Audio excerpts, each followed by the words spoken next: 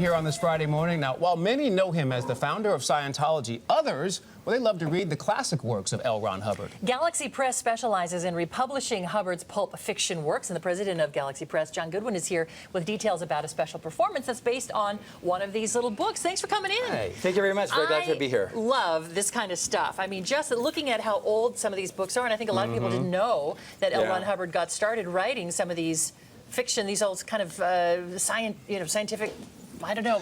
Yes, actually, fantasy novels. Yeah, these are pulp stories. fiction stories. He was, first of all, pulp fiction. A lot of people don't really know what it is. These are stories that were published on pulpwood paper. These are is the paper that it was very inexpensive, and at the time period, the pulps had a range of about 60 years, from the late 1900s to about 1956, and so there's roughly about 1 million different pulp issues that were issued, and there were about 200 different authors that were the main ones that actually wrote. L. Ron Hubbard was one of the major writers of the fiction during that time period. He wrote in westerns, mystery, adventure, suspense. And a lot of people don't know that. He was a very, very prolific, very talented writer before he made the transition into what he was doing later. Right. It was about 250 different stories that were actually published. And what we're doing this weekend is actually tomorrow at the Church of Scientology. We've got one of the stories that was actually published back in 1950. It was in this. Show it to this camera right over here, if you would. Startling Stories. And the story itself is called Tough Old Man. Oh. And here's some of the original. Oh, man, you can just feel how old that paper is by looking at it. So what's the story about? It's a science fiction story, and it has a really interesting twist to it. It's one of the things that he actually wrote when he, in the last genre he really specialized in was science fiction. Okay. And he was one of the authors that heralded the golden age of science fiction, which maybe you've heard about. And so this is one of those stories. It's a part of, after 1945, Hubbard and Heinlein met with a few other authors, and they heralded what became the space race. And the whole thing was because after World War II and after Korea, there was an arms race happening. They said, well, we've got to do something to change the direction that we're going here. And so they started writing books.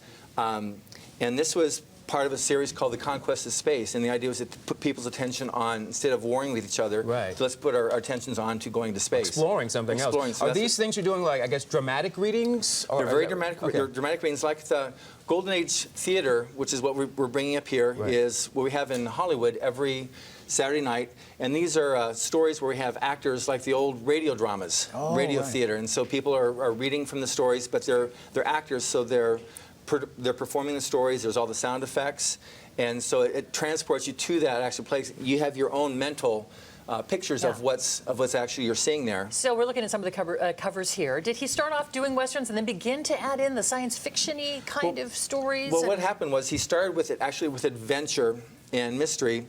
And then because he was so, basically he was very prolific. He wrote 75 to 100,000 words a month. Wow. And he wrote using his own and 15 different pen names. Sometimes magazines you'll find with 3 different names of his with stories, because he said one of the problems he had was finding enough publications to carry his stories. Overexposure.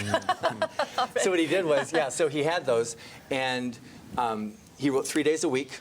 Wow. So he could use the rest of the time for his adventuring. And one thing that made his stories a lot different was that he actually experienced the adventures that he wrote about. Oh. By the time he was 19, he already traveled to the Orient twice, and so a lot of his, like his first story, The Green God, goes into a mystery adventure thriller, and the thing that makes his different than something else is that he actually met with a Secret Service agent in there, so he actually added the realism of his stories, which is one thing that characterizes all of his stories, the realism he adds to it. So this is taking place this weekend, tomorrow in the afternoon, 1 o'clock? Yeah, 1 o'clock, right, Church of Scientology. Wow. And just as a point, too, we have the stories are now available. We've created these things as stories that are published, that are available using the original pulp art. We took it and cleaned it up. Cool. And so now we have the stories that are available in bookstores, Amazon.